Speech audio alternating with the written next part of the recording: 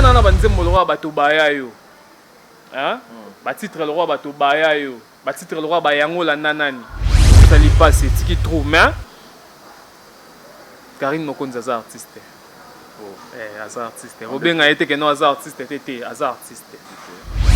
Genre artiste peu Bobaya bongo sur base de quoi? Nalela Chaka Congo pona ndule teme courage wa Chaka na mbongo. Sande kozala ange noir ngambo etala bakomo luko mekanga netirila ngando mais yo yeba tobaya yo.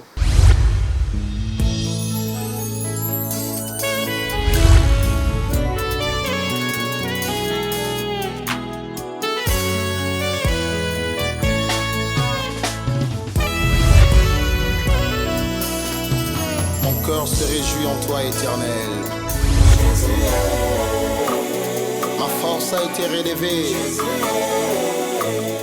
Voilà, tout le plaisir est pour moi de vous informer. Je suis Barizi Baza, monsieur le journaliste. Exemple et télévision, Exemple et TV, votre chaîne d'actualité. Raison pour laquelle je vous dis à chaque fois, abonnez-vous massivement ici, car ici vous aurez toujours les actualités en temps réel. Grand merci à toutes les personnes qui vous allez sur cette émission. Bonjour, bonsoir mesdames et messieurs. Tout dépend l'heure à laquelle vous allez suivre. Merci à Claudia qui assure la prise de vue de cette émission et Trésor de Bandal, Grand T à la réalisation finale de cette émission. Merci aussi à tous mes partenaires qui ne cessent jamais de manifester leur amour. Là, je cite les Mamabi de Chiquito Diogo, Yannick Chamba Godson, un privé comme toi n'existe pas. Malik Arafat, quelle bonne manière. Pourquoi pas penser à Thomas Mbouya de London, Bruno Aruna. Et 19, Willy Claude Djama, prêtre Nandanga Moukiete, Monica Makamo, Maman Brian, Bébé Seigneur, Maman Kenaya, et puis Primaël, et sans oublier Jérézine à la merveille, moi na Mami. Toujours dans le compte, il y a quoi informer Bino, toujours dans le compte, il y a à promouvoir les artistes. J'ai le grand plaisir de lui avoir sur ce beau plateau. Lui, c'est qui? Copperfield Ange Noir. Avec lui, nous allons essayer de parler par rapport à son Aé ou Tekobimadja sur YouTube. Il y avait beaucoup de gens qui me posaient des questions.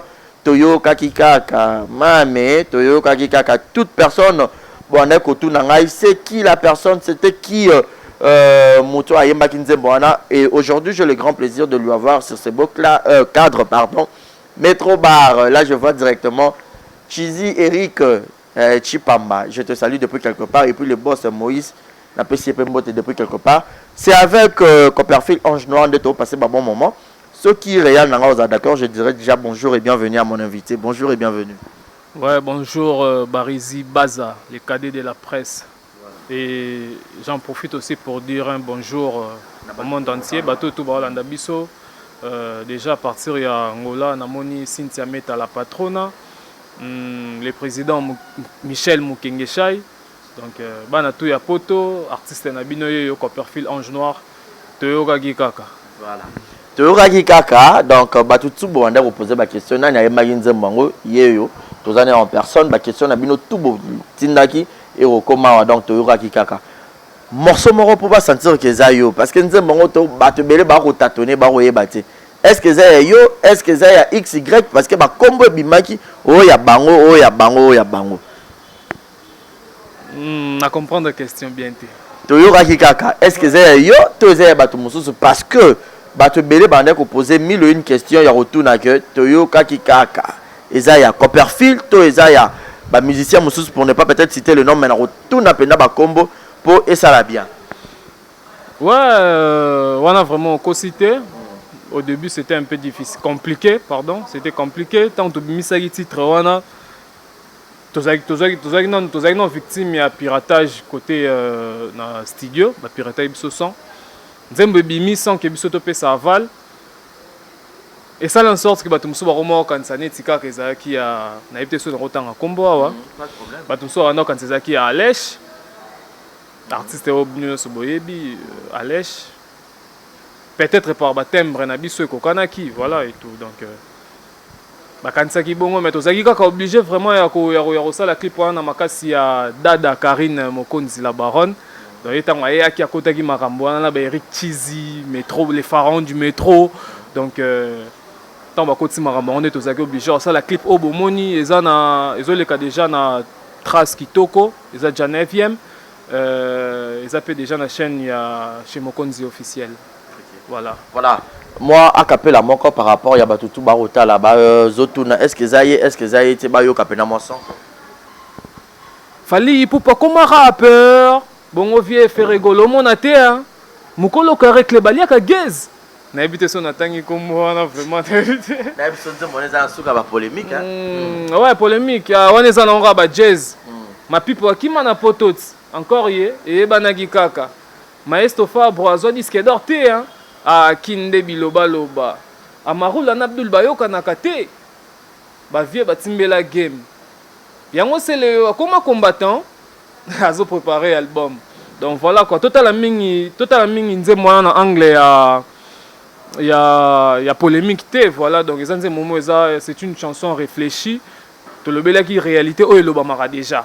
Il y a un mon titre nango ezaki simple toyoka ki kaka. Donc nyonso wana eza na ebité place nini oko ebisanga ki eza là aux jeune artiste a bandi peut-être carrière na yé déjà et zo qui est déjà positif mais kota la que kotanga ba comment ba gaz mawete ke mukolo carré club alia kaye cela veut dire to ebité kolia dans quel sens au loba qui on peut pourquoi cible qui kombora ya gaz mawete et ça peut-être pour na jembe la succès et ça pour na nini donc on n'a pas compris mais quand on peut ko expliquer biso. Ouais, je salue aussi mon frère Gaël, place Aza. Naïb Gaël Amigolo Azali Kolo fort tellement il et musique coup de chapeau. Aussi peine fierté à la génération quoi. Donc na cibla qui était ndo ki nanze mwana ba kolobara bisoté Facebook, WhatsApp. Donc ezali solo mo o ebeta mara déjà na ndenge ya ba réseaux sociaux to mona ka ndenge batu baloba. Kolo carré le balia à gaz. Mais te démentir on peut na chanson wana na ngora ba jazz donc c'était toyoka ki kaka ndenge toyoka ki kaka voilà toyoka ki kaka ke ndenge peka toyoki kaka ke Karine Mokonzi pe akoti kopa lisango pe na ndenge ba studio mais to moni pe makambo esali to moni pe makambo esali. Donc si je comprends bien toyoka ki kaka pe euro za boyoka ki kaka mais euro comme pe réalité. C'est nga pe preuve. Donc dans quatre ça toyoka ki kaka ba preuve nango ce que ça na ratsa ba Facebook wana ba WhatsApp wana donc muto mo ta onyo se lobama na toyoka ki kaka wana ndenge boss na Eric Chiza lobara donc nyonso elobama na toyoka ki kaka to mona ngo pe mais tellement que ça rumeur to tiki kaka mato esa musala toyoki na biso kaka. Voilà. Style la musique na yo Copperfield et ça genre ya musique nini en fait. Moi je suis d'abord je suis musicien. Naza musicien style tout représenter lengai na osala mais nega Youssoufa lobara rosa jamais artiste sans que osa na position naza na musique urbaine donc na osala afro voilà afro ça déjà mais un peu ko expliquer biso parce que beaucoup plus de Congolais bah que nous avons la rumba et tout au koki ko ça rumba parce que rumba monyango pasi obio matara maman likolo et puis na ndenge ya Congo musique en c'est comme ça ça rappelle la rentabilité par rapport à la rumba par rapport à la musique na biso to mesa nango. Ouais, vous en a raison déjà na kini ne toza boye toza na biso bato to sala la musique urbaine toza na deux doubles travaux déjà à liboso faut te convaincre non public to kutino balingana à la base rumba balingana rumba déjà ba résine ngoza boye obotama oyoka na rumba oyoko kuta bat ba sa ba rap obiso to sala lelo ya kokuta donc automatiquement nga muto na sa musique rap il faut na la genre à musique mo oyoko convaincre nanu yo muto lingara rumba oyoka ngana nu après o sepela nanga voilà donc toyoka ka eza ba style o eza kilelo na memi na ramener fraîcheur tu vois na rap à Congo donc eza te que non ba rap kala mso eza ki que non oyoka nzembo mais oki na kanda te eza na ba insanité te eza au sentir oyoki nzembo okamwe oseki mais ozupe leçon. Est-ce que c'est rentable en fait la musique en question musique urbaine on a nenga na biso parce que na nenga ya rozala urbaine on a nenga libana to mona ba bénéficiaire nango ba buba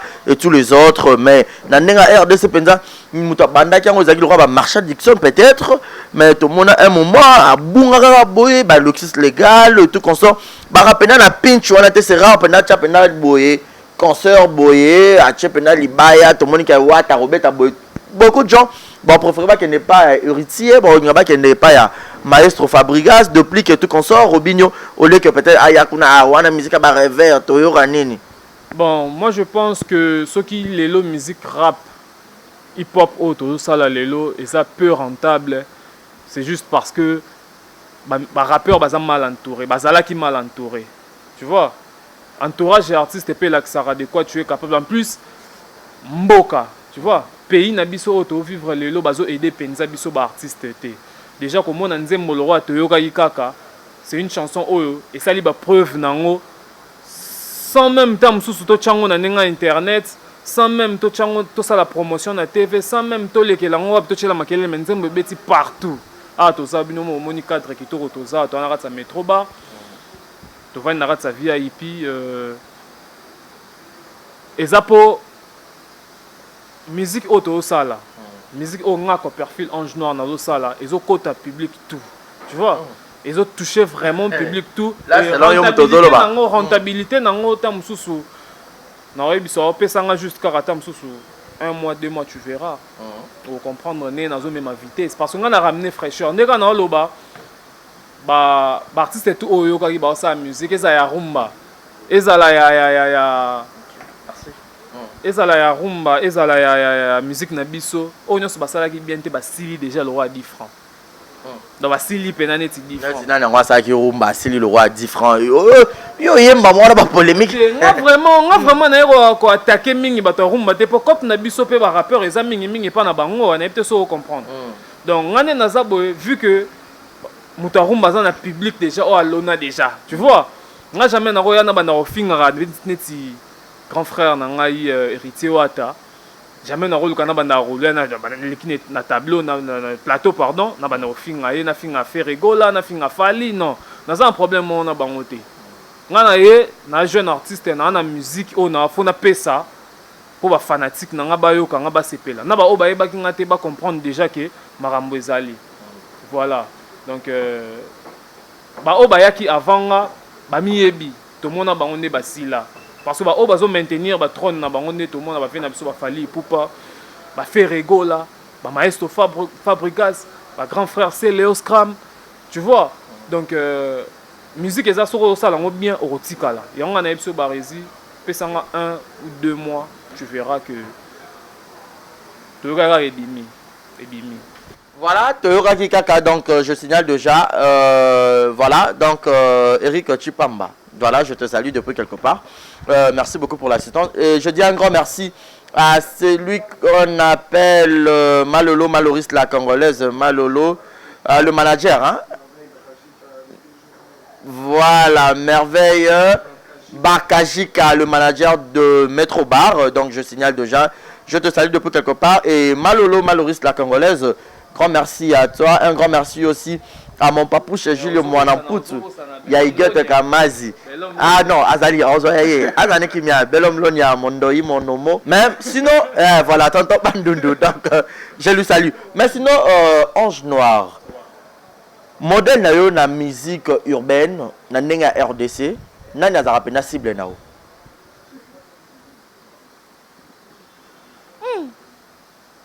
Cible. Moto Zoé comme référence, comme modèle. On peut cibler beaucoup plus. Donc, on a comme cible parce que on a connu la musique à Bana Wenge. Hein? Bana Wenge d'abord. On a une mentalité, on a la musique rap, mais on a une mentalité à la musique à rumba. On a une compréhension. Tu vois? Donc, les rappeurs, ils sont trop fermés. Tu vois? Si on écoute un rappeur, on sent que rappeur, tu vois? Mais on a une mentalité, ouais, Barési, tout le monde a ses comment, tout ça, ma solo, tu vois. Donc on a une mentalité à Bato Rumba. Et pour nous répondre à la question, on a vraiment tinané na Koliboé. On pense à Rumba, on a un modèle nanga. Ils ont grand frère Ferrego là. Ils ont grand frère Pena Ferrego là.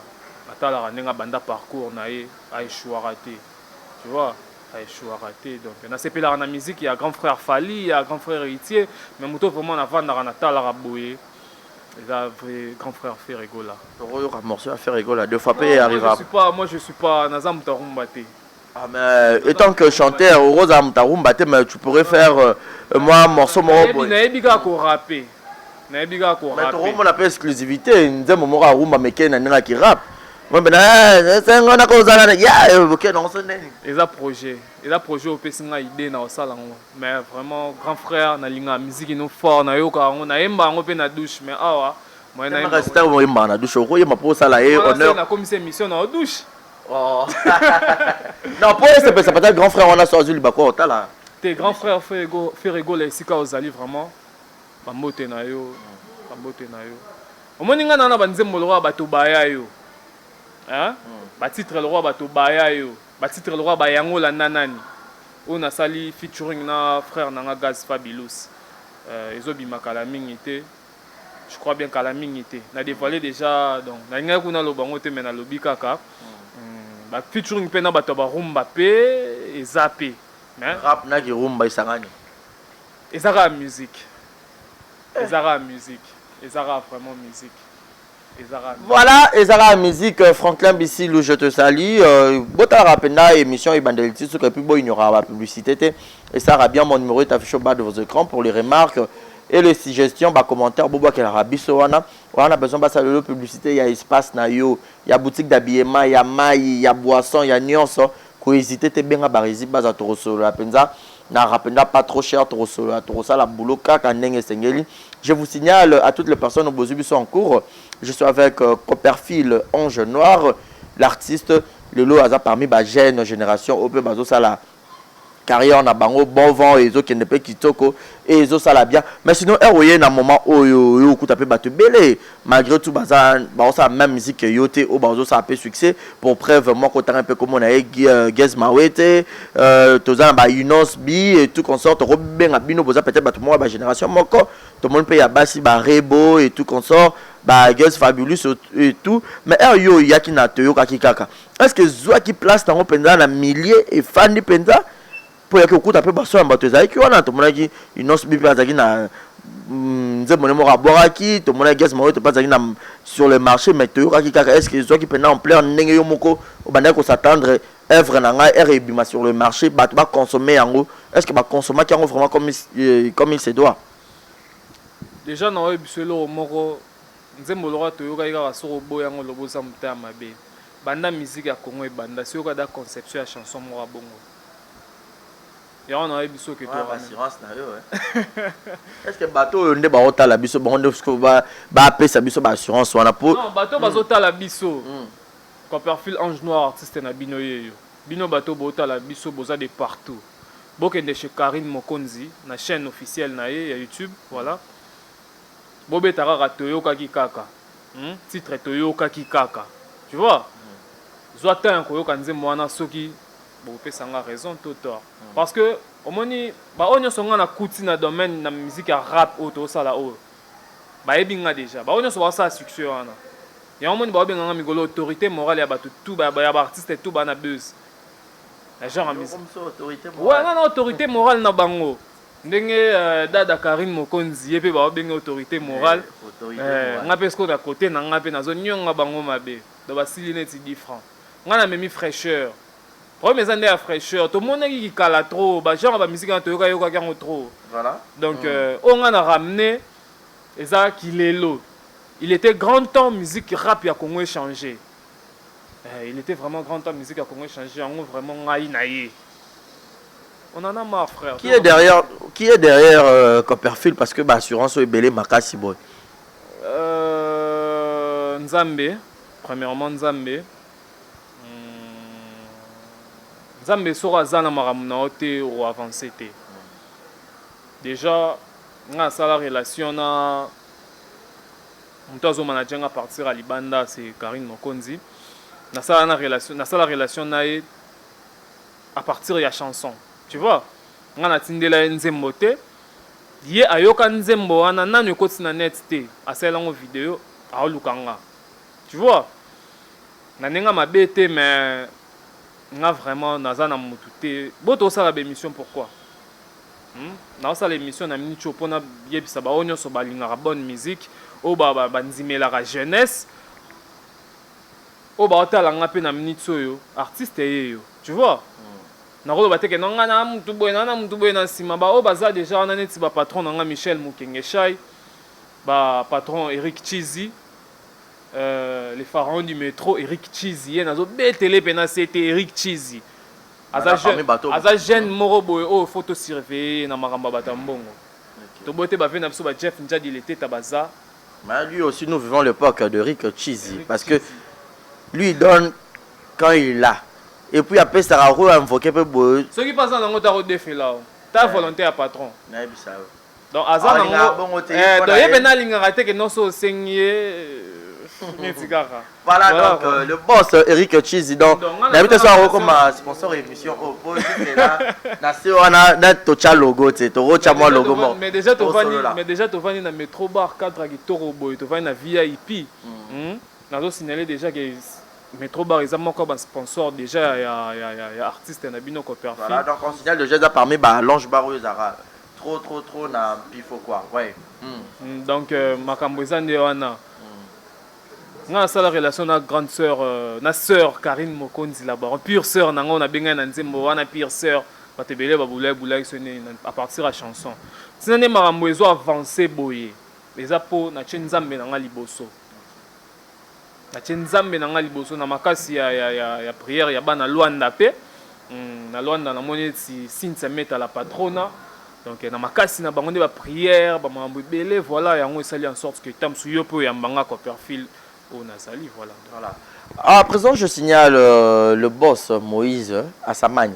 Voilà. Samani, voilà. Moïse Samani, je lui salue. C'est lui le patron du Fiesta Club.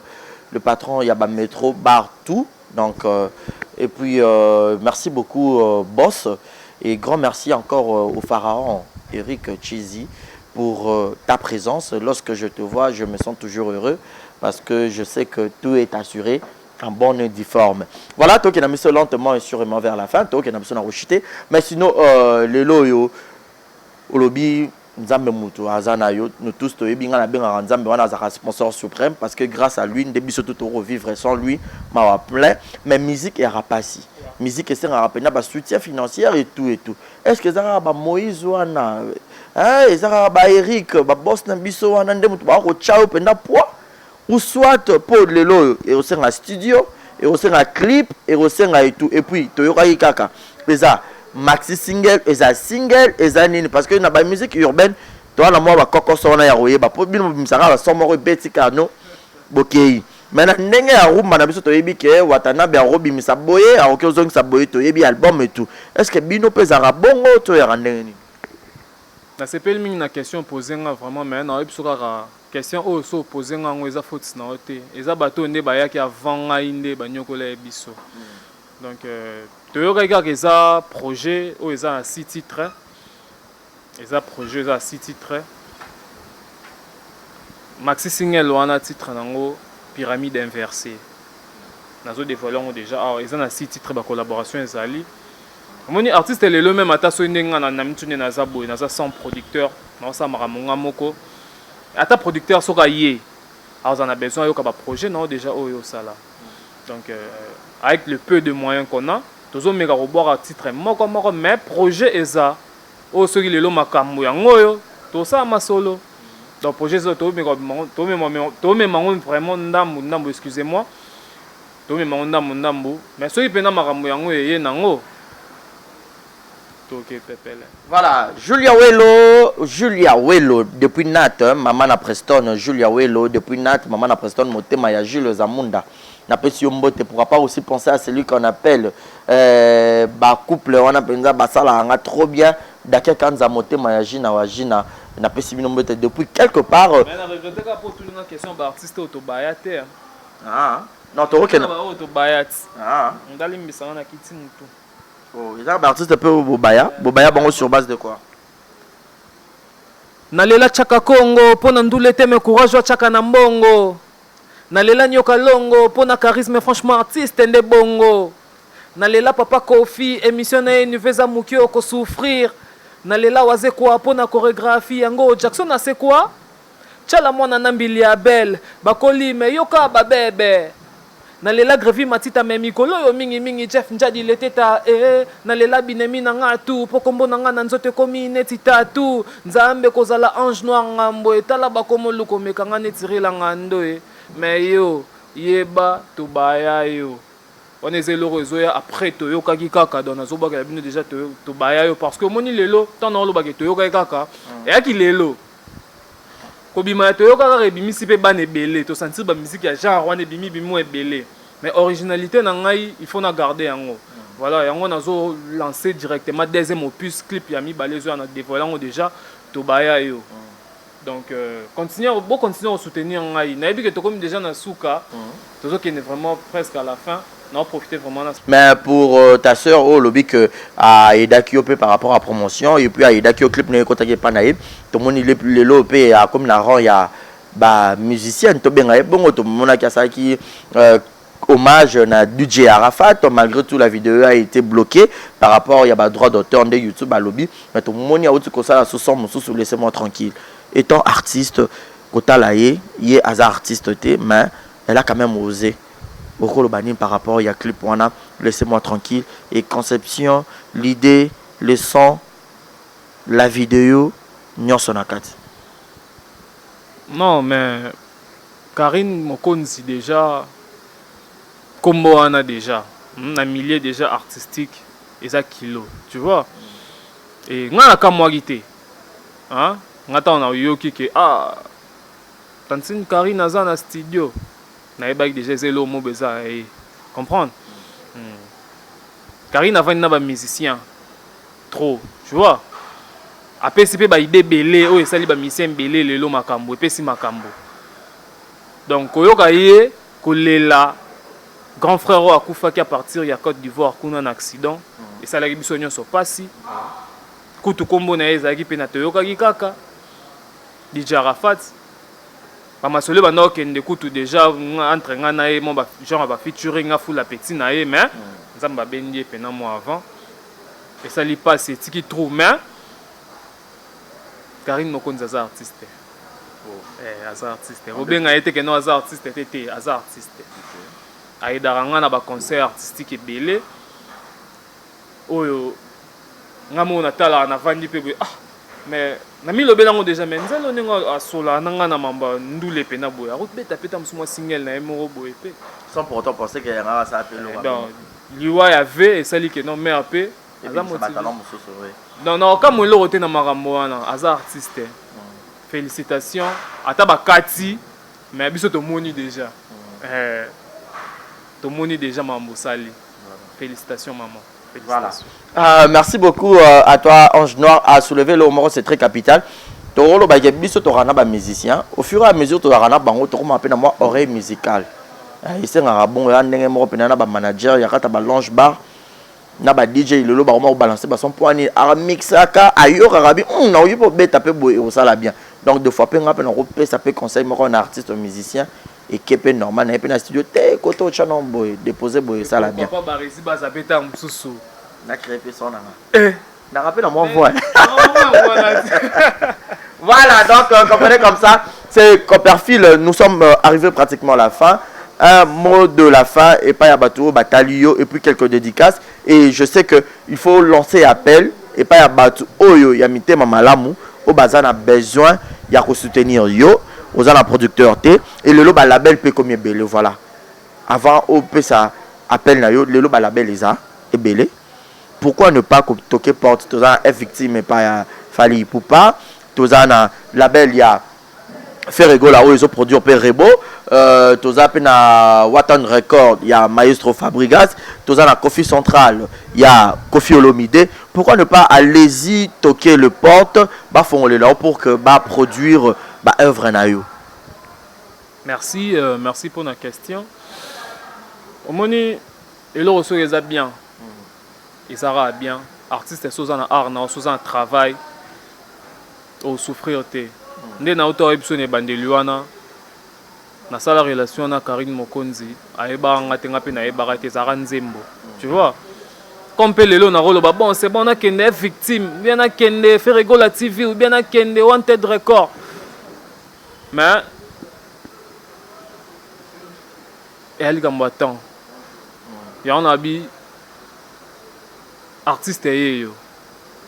Ezara te ba artiste faut ba ya ka ba lele la rabino, to nini se pe nini non. na musicien na sa musique bien o kin mobimba na mini choba na poto ba wala na kin mobimba inziminga kin na miroir à Congo donc c'est déjà kin nzimio c'est que partout ba nzimio nzembo nanga eza kitoko yango wana eza déjà na chez Karine Mokonzi officiel so betika ka toyoka ki kaka pona ozwanga moko artiste pona osola nanga ba coordonnées za nango simple voilà page nanga officiel na Facebook ezali obetika ka Copperfield Ange Noir Copperfield F-I-L-D à la fin Copperfield Ange Noir Instagram P même Copperfield Ange Noir abonnez-vous aussi massivement pas ça qui peut challenge moro na ndenge ya makambo pe ya ba vidéo tu vois ba snap voilà so za poso tin de la nga snap o tin de la biso snap na biro nyonso pour ba snap na bino nde yango to bando passer pe na ba émission voilà so sepeli na chanson o tin da snap na yo na numéro WhatsApp ya plus 243 81 31 78 862 donc plus 243 81 31 78 862 donc on a peneza numéro oyo rotinda snap na yo pourquoi pas sur la peine artiste na yo donc mais mingi ba actualité na ngai page penza eza na Facebook eza page mora sika bo remarquer eza page mora sika donc l'actualité na ngai nyonso eza nde wana j'oublie pas mon manager richesse sans pour Mobutu mon frère Belom Lonia tonton Bandundu Chatrak Mignon Akangai dans Babi Garçon Dubaï dans Makamboune wana mais bosani frère non les Ketchou ah les lui c'est mon frère je lui salue ouais donc les Ketchou na pesi opembote voilà quoi bana to ya Luanda directement la dédicace na yo parce que nous sommes arrivés voilà bana to ya Luanda na pesi binombote Cynthia Meta la patrona mabondeli toujours bana to ya Mbanza Karine Mokonzi la baronne Fana Baboté Eric Chizi bana to ya Metro Bar Debs Mouche le président Michel Mukenge Chai donc bureau peneza moi ebele merci artiste na bino Copperfield Ange Noir yo naza na studio na obimisa opisi ya sika tobaya yo donc naza na studio tala artiste sera na studio esenga ba makambo nango moko boye contactez-moi naza na pona bino makambo eza vraiment fraîcheur toujours fraîcheur voilà donc makambo eza vraiment donc je crois que tu as fini avec le dédicace donc merci beaucoup d'avoir accepté cette invitation merci beaucoup à vous tous qui étaient tellement nombreux à nous suivre du début à la fin Eric Chizi et Merveille Bakajika les deux gérants je vous salue depuis quelque part merci beaucoup pour l'accueil c'est beau cadre c'est Metro Bar depuis Lemba ils ont rappelé belé torana bandal tozara awa bato belé ya poto botunara mais manga biso kuna place baso masanga na nzungu place baso na so et ce que y na Lemba au kutapenda Eric Chizi et le gérant encore Merveille Bakajika ce sont les deux gérants barapena le roi ma passe à son moni bango moni l'autre quant à moi je vous dis un grand merci lui c'est Eric Chizi c'est il est parmi les gérants il y a Metro Bar et puis nous avons encore Merveille Bakajika Bazara Bormi Balé. Donc, quant à moi, je vous dis un grand merci. Je vais laisser les micros et pas à artiste Nabiso Copperfield, à Samoa Capella pour que tu Kabona. Je dis un grand merci à Claudia d'avoir réalisé cette émission. Un grand merci à toutes les personnes au Bozali Bakou Yarota l'émission Nam Sarabino référence à Kitoko Eza Awa. On a besoin de soutenir Barési Baza na caméra ya Kitoko, na lumière professionnelle, na ba micro, na machine. Ko hésiter te bien numéro na ngeza affiché wana. Là, et que ça l'a bien. Quant à moi, je vous dis un grand merci. Merci à Jérémy à la merveille. Merci à Nadar Joker. Bel homme Lonia, je te salue. Depuis quelque part, mon ami. Bel homme Lonia. Merci beaucoup pour l'assistance. Quant à moi, je vous dis un grand merci. Mon numéro est affiché au bas de vos écrans. Abonnez-vous. Prochain rendez-vous avec Eric Chizi. Retenez ça. Avec lui, nous allons essayer de débattre, nous allons essayer de parler. Pour moi, déjà, ça y a rapport à mettre au solo, la sco et belé, pour te dire toute la réalité qui se passe. Quant à moi, je vous dis un grand merci et bonne suite de programme. Portez-vous bien. Boyoka Copperfield. Merci. Ouais, on a vraiment mis un royo aux alanangote. Je tiens juste à rappeler Bota la clip Toyoka Gikaka, clip Nabino Yangwana. Donc, déjà.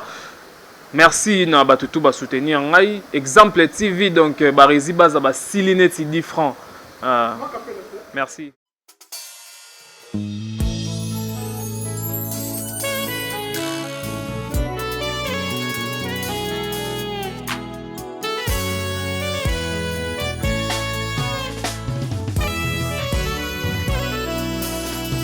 Mon cœur se réjouit en toi, éternel. Ma force a été relevée par tes bienfaits, ô Jésus.